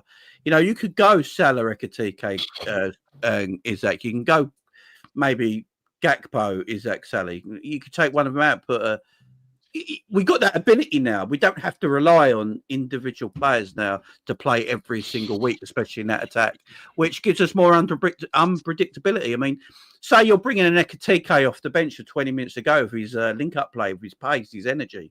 Not many other teams are going to have that kind of quality coming off the bench, are they? So, or it could be the other way around. Isak's coming off the bench. So it gives you more quality and more chance to win games of football.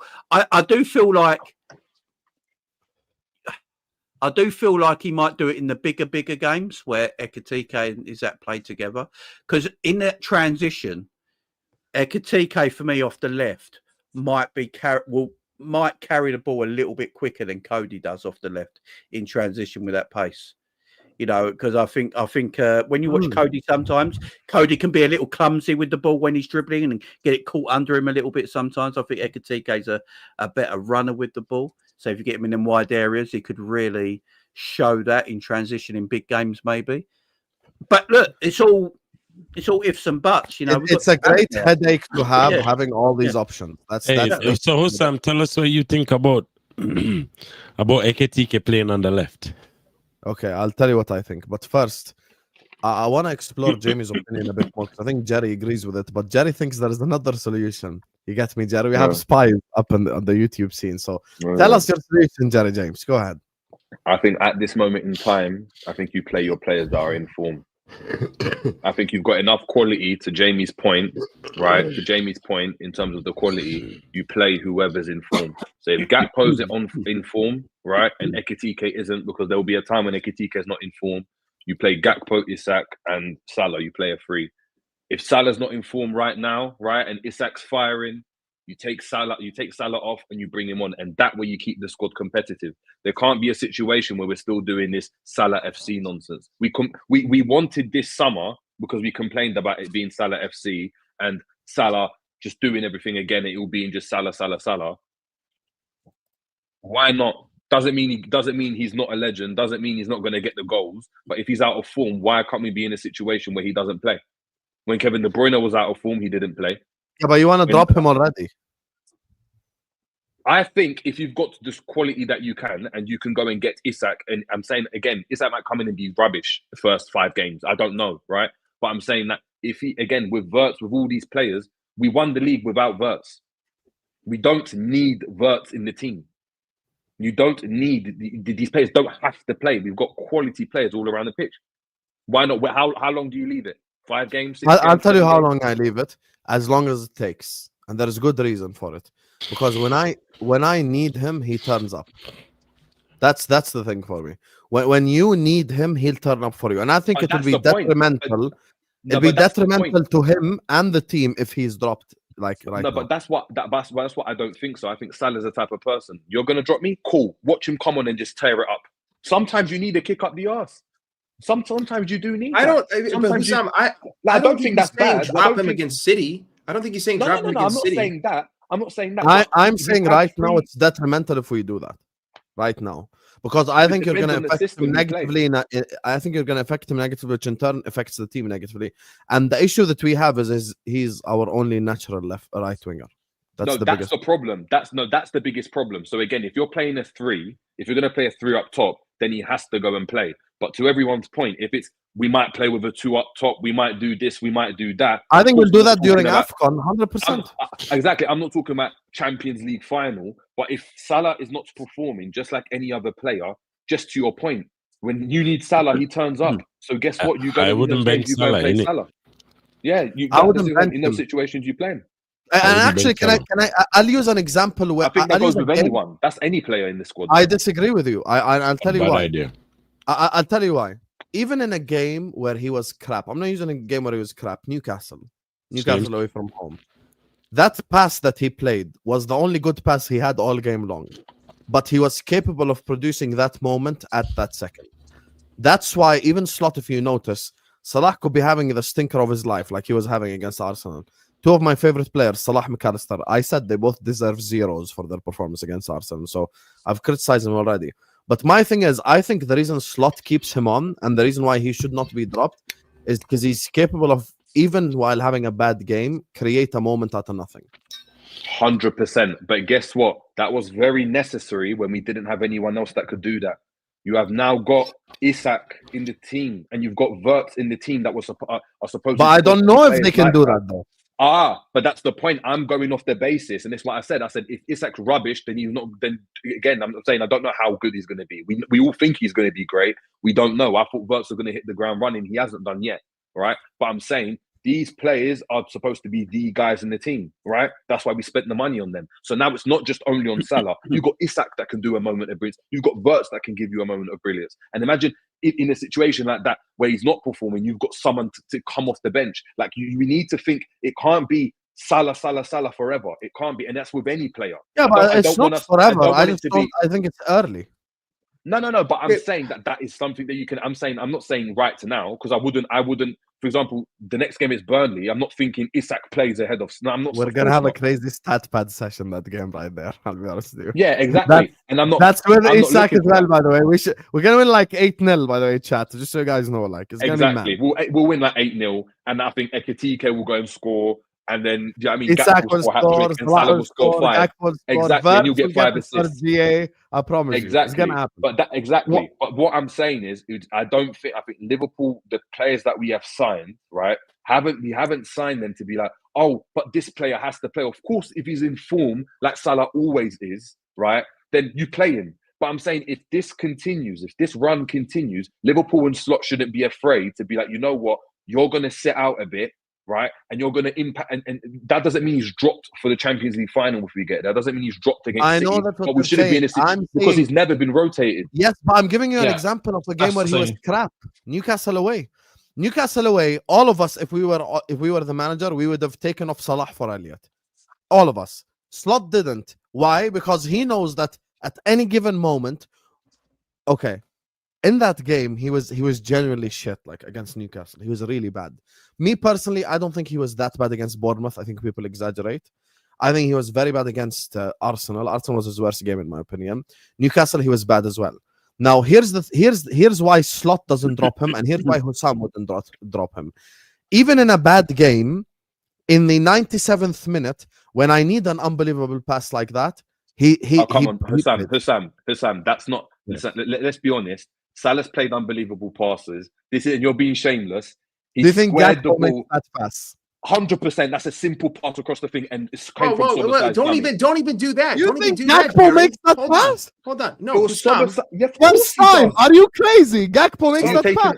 Oh my god! Salah would have been on. Gakpo would take like 5 touches, try to dribble past the fullback, and then by that time, Rio's already covered by Livermento. Salah would still be on the pitch if it was tied and we needed a goal. Like that's not what Jerry is saying. What Jerry is saying is that imagine if Salah didn't start that game, and instead of Elliott coming on, it was Mohamed Salah coming on. So guess what? So guess what? Your boy is on at the 97th minute in the exact position that he would have been.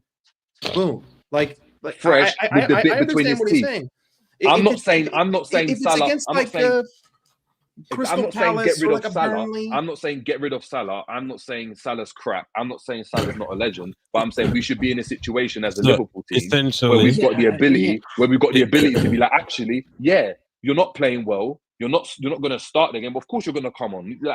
He's never been rotated ever. Yes, right? And there comes a point we need to be able to rotate him. And if it's because he's out of form or it's because he's tired, you rotate him. Every other player, like he's not above. Like, do you know what I mean? Like we've signed Isak for that reason. Yeah, but that's the difference in our argument. I believe he is above rotation. I believe it. But he would still be on the pitch in that 9 minutes. No, but listen, that's not his argument. You're getting angry for no reason. Jerry earlier on today on YouTube said drop Salah. You guys don't have to decide that I do.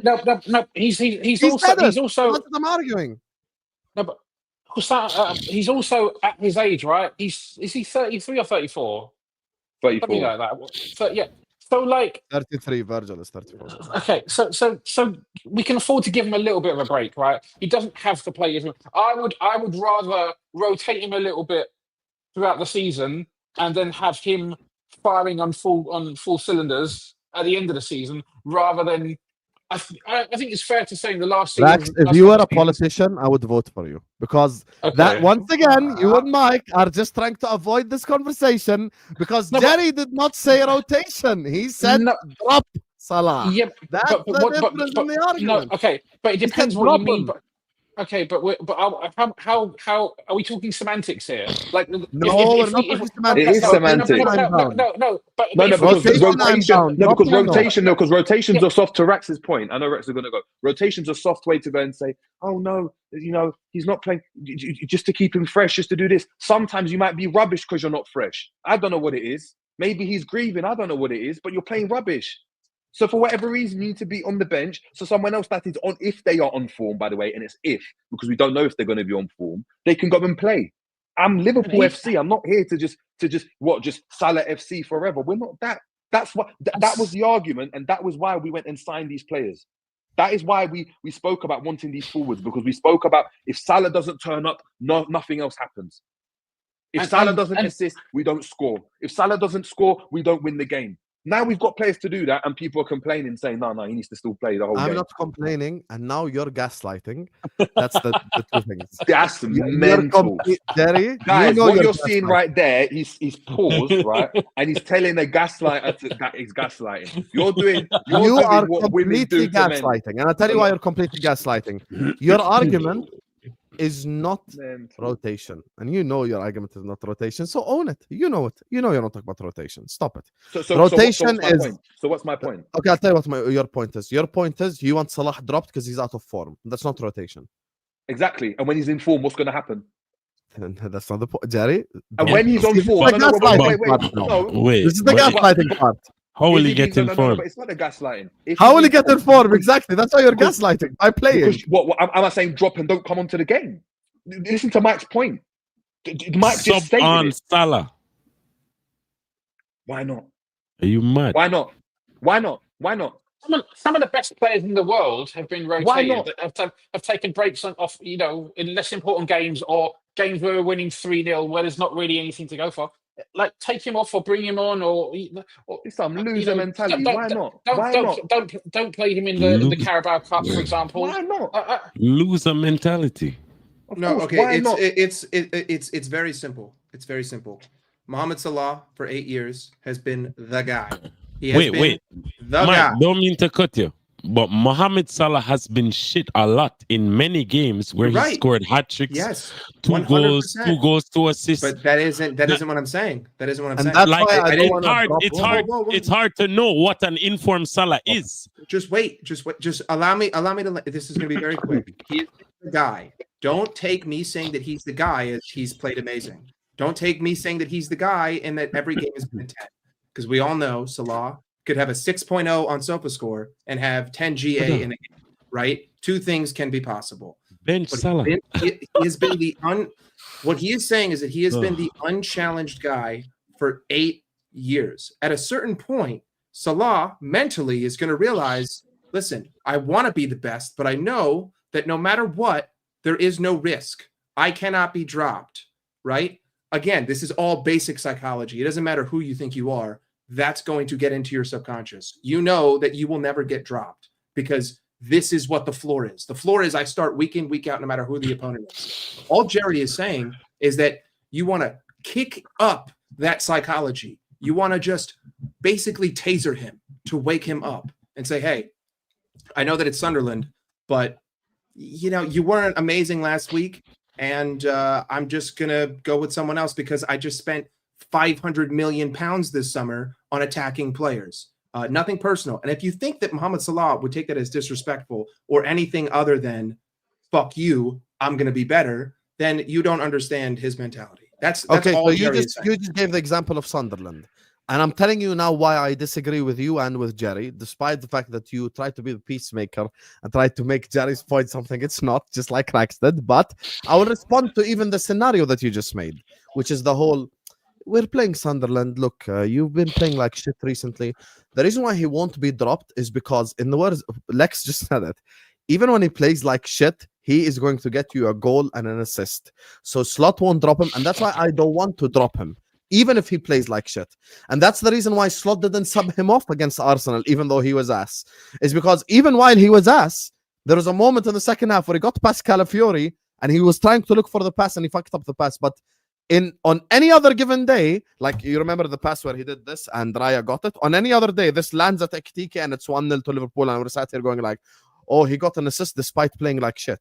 That's my point. So that's why I would not drop him, because he's capable of giving me that at any moment in time. Now, rotation is different. I don't want Salah to play a Carabao Cup, FA Cup. I don't want him to play a meaningless Champions League game at home to Karabag. Yeah, no problem.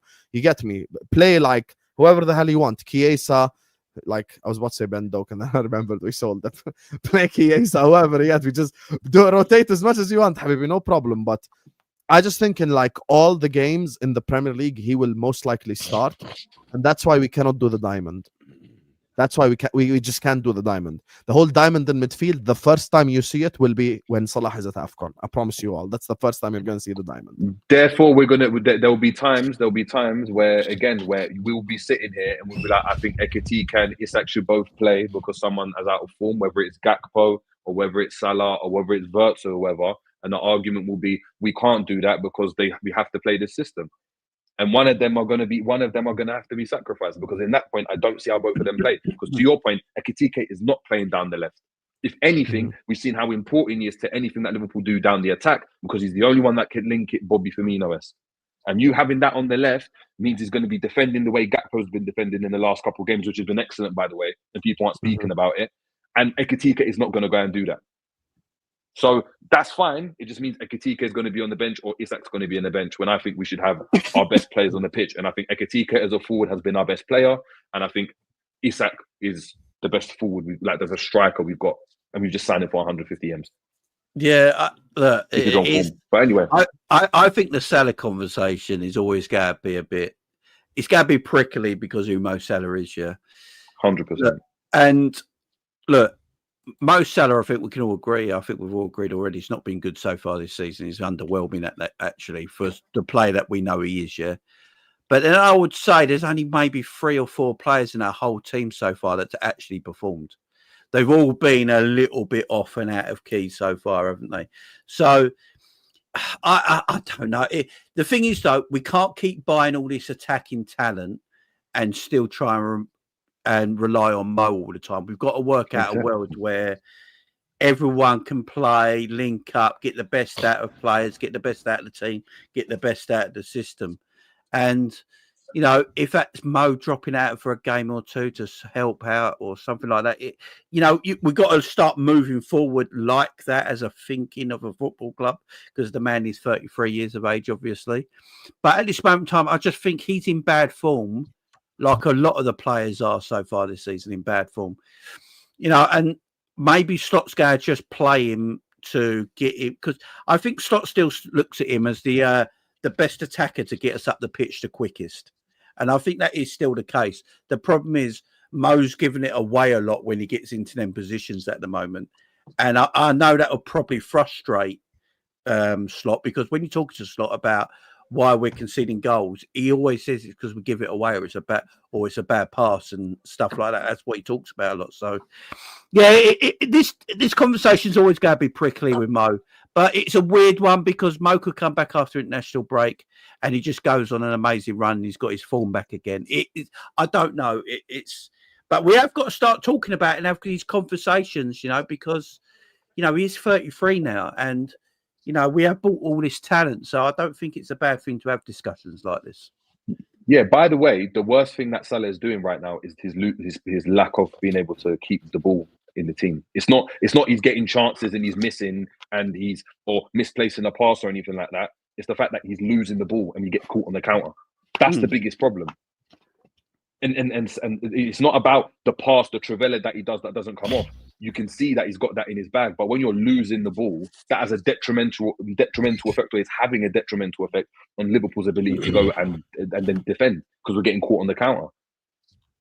And that's what I'm saying. How long can that last? I'm not talking about him even scoring or assisting. I'm not talking about that. I'm saying the other stuff. How long can that last before? Salah's been like this forever still. He hasn't. No, I disagree with you, Lex. I think you're too much on the other side. I don't think he's been this bad, like, for a long time. Not this bad, but in terms of losing the ball and sometimes a shitty first touch, like. But that can happen. But look how effective that switch, for example, from Virgil is, and it's been beat his man. That's standard Salah. That's beating Salah. He done that once in the Arsenal game. How often? Yeah, he did it once to square it correctly. Yeah. Exactly. And that's what I'm saying. Salah, so I'm not talking about Salah's got to score 40 goals in this game, or he needs to be. No, because to your point, Husam, Salah can come on and he can affect the game. But I'm saying when you're giving the ball away, there comes a point where you have to be like, come on, look at the attacking talent we've got. It's not like he has to stay on and we but- have to just ride it out. We're not in that but- situation, I don't think. Subbing Salah too early and benching him runs a risk. it runs a dressing room risk. Because if he's upset, then it just throws everything off. So in essence, the only way what you're saying can work is if Salah is willing to actually partake in said activities, innit? Do you think Salah's the type of person? But that's the responsibility of the manager, right? Ultimately, and that's what we pay Slot for. Slot's role is to manage the various different egos of the various different players and get the best out of them. Because ultimately, what we care about is the team. Like, I love Mohamed Salah. I think he's been a true Liverpool legend. If he doesn't play another game this season and we win all 4 trophies, it is what it is. Hey, like, brother. Are you man selling out Salah now? Is that what I'm seeing? We spent 300 mil all of a sudden. Oh, we have better players than Salah. We're better than Salah now. What one? No one said that though. No one said that. This is what I'm saying. It's emotion. It's too tribal of an argument. It's too tribal of an argument. You're not saying that, but it's close. No. It's not close. It's not close because ultimately, if someone goes and performs, he just said he's a legend. He just said he's a living legend. That doesn't mean you can't go and pick and choose what you want to listen to. We're saying he's a living legend. We're saying if he's in form, he's the best attacker Liverpool have, 100%. But we shouldn't be like in a situation where if he's out of form, right, we're scared to not play Salah because we've got nothing else. We are Liverpool and we have just signed, as Jamie said, so much attacking talent. It's as simple as Salah that. plays. That's not to say. Yeah, at the end of the day, I said, let's see how long it was, and I don't think it will. But I'm saying, yeah. At the end of the day, look, I'm buzzing my tits off because we've got Alexander Isak, we've got Ekatike. It's the greatest window I've ever seen as a Liverpool fan. The greatest window of all time. I actually think it's Liverpool's best ever transfer window since 1977. You know, in my opinion, because if you look at the ballers Liverpool bought in 77, by the way, it's ridiculous. Jamie, I'll go one step further. I think it's the best window any team's had ever. Yeah, one window. Maybe Real Madrid when they got Kaká and Ronaldo in one window, but that's 2 players. Yeah, Liverpool have just done every position, like on paper. I think they got Benzema as well. They got Benzema as well. But yeah, it's the best, man. I'm happy as Larry, man. Bring everyone on. We'll go fuck everyone over. We'll go win 21 and we'll go close to 7. But the thing is, you know what, right? This only becomes the best window ever if we take it forward and prove it on the pitch, right? Because like it's great. Right now we feel really good, but the journey starts here. The challenge starts here. We have this season with all this incredibly talented forward line to win maybe everything. And that's what should really excite us. I love transfers. Transfers are fun and all that kind of stuff, but it's on the pitch. Let me just say something before we do supers and then wrap up. I just want to say this like genuinely to you guys. Look, it's not a tribal conversation at all. I want what's best for Liverpool Football Club, and you guys heard what I said. Even when I first started speaking, I said, guys, I think we're going to sell Salah and buy Olise because I genuinely believe that's what's best for Liverpool Football Club as the next step. But I'm being objective about it, genuinely. No feelings, no tribalism at all. Like, honestly, I think the reason why I would keep him in the team, even if he performs to a similar level like this, is because at any moment in time, in the 71st minute when it's 0-0, I know he's capable of at least giving me a pass, giving me a goal out of nowhere, even though he's having overall a bad game, and we end up scoring and winning the game. That's all I'm saying why I would keep him in the team, because he's mad effective. And look, sometimes, and this is a part of just football conversations, I think this is the year where we actually have to carry him and where we have to carry Virgil. I think these 2 players deserve, and Alisson as well, these 3 players deserve to get carried to a league title. And it's up to these new boys to do it. Same way if you watch the NBA, you get me, like, you know, when Wiggins had that game for the Warriors, when Clay had the game for the Warriors, bro, sometimes you have to carry Steph. Sometimes you have to carry KD. It's just how life goes. But they deserve it because for the last 7 years, these 3 guys have carried us. 100%. And one thing I'd say as well is he might be still, this is my point, he might be still dealing with the Jota situation. I don't know what's on his mind. I don't know what's going through his mind. He was crying, do you know what I mean, in after one of the games, and you saw how emotional he was. So it's like, let's keep it a buck. Like, if he's not in the right mental state to go and perform, I don't want to just still be like, yeah, just go and play. That's a discussion where Slot and the management comes out, where he can go and take him to the side and be like, I'm not dropping you because you're a bad player, but we've signed all these players to, as you said, to your point, to help you because we can carry you right now. I'm not saying get him out of the squad. I'm not saying we're not trying to go and win a league title for them. They deserve that. But let's be honest, do you know what I mean? But otherwise, why buy these players? We can just put it all on Salah again then. Because also, let me make something clear. I want to make something very clear just before I end, guys. If anyone who disrespects the panelists is gonna get a ban. Okay. Already everyone's been like, sometimes we warn people and stuff, and I tell them warn people, but just because Jerry has a different opinion or Jamie or anyone doesn't mean you can insult them. Disagree with the opinion, don't insult the person. End of. Big up to Troy, who says we play Palace away at the end of the month. It'll be interesting to see how Guehi approaches that game. He's gonna do what Stevie G did to Drogba. Not gonna play. He's not gonna play. He's gonna do what Stevie G did to Drogba, assist to Isak. You get me? Big up to Abby, says I bet someone bottled Glasner at Anfield. Relax, Abby, relax. Why would we bottle him? Wow. Look at this guy, bro. Man said bottle him. Man said throw a whole bottle at him. Bro, you're crazy. Isak, what do you wish to accomplish? Win everything. When he said that, guys, I won't say what happened to me. Big up to West Coast LFC, who says, sorry, but the journalism in the UK seems weird. I agree. Yeah, it is, yeah. Very, as a matter of fact. Because it's bought and paid for. In every Arsenal game, costly. I agree. I think maybe Arsenal is the bad matchup for him, to be fair, because it's just maybe too much pace and power for him, and he was a little bit bullied by that Arsenal midfield. Why is everyone looking forward to seeing Salah go next summer? All that drama and celebration over a 2-year contract for what? I want my Egyptian king to finish his time and keep bagging. Make no mistake, if he performs the way that he did last season, or even 3/4 of that, I wouldn't want him to go, of course. No, you can't let go of someone I'm saying like that. If this form continues, then we have to do what's best for our club. It's the truth. But if Liverpool really do think Elise is the next one, then you have to act, don't you? You have to act as a football club, and you go and get him. And then, him and Salah can go at it for another year or something, and then he takes a Salah spot when he leaves. Yeah, do that. Your opinion, JJ, is valid, but a year too early. Yeah, I think if this continues, though, I think we're going to move on anyway from him. Big up to Akia, says, inshallah, he gets another 30-goal season, all comps, and still some fans will want him rotated next season or sold for it. Elise, if he gets 30 goals a season, I promise you, ain't nobody on the panel asking for him to be rotated, brother. You get me? So, yeah, we're good from that perspective. I speak for all of them. Hey, 30 goals, ain't nobody asking for him to get dropped, bro. I'm telling you right now, bro. Let's just be serious. Get the wise man, Jamie, talk. Jerry is little Bradley today. Dropping Salah is the worst take to have. Is 20 times NFC. Thank you for the donation.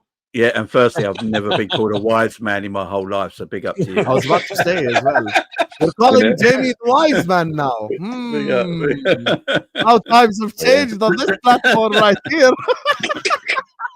I've been calm for the donation 20 times. Have you guys noticed? No jokes today, no anything. I've been calm, man. Oh yeah, I know what you did on the Copper stream. I almost got them demonetized. Yeah, that's where I left it all. Yeah. Genuine question: 400k a week for rotation? Yeah, I don't think he's gonna get rotated. I think I go based off what Slot said. I think he will be rested, but not dropped. This is just. Why don't we see team chemistry now? Isak is here. Did you guys actually hear Mo's quotes for the team? No, I didn't. To be honest with you, I didn't. Let us message me after on. I think what he's saying is you actually hear Mo's quotes, and he's saying it's for the team. I think that's what you need to lay off the shisha, my guy. You need to lay off the shisha, my guy. United will win the league. Mark my words. Come on, United. Sesko's better than what United. Put it down. Put it down. What leave it. What United in what decade? You know what I mean? This is the football club that's going to win the league. Just so you know, guys, this video has no audio, so they can hear us speaking above this video. So don't worry.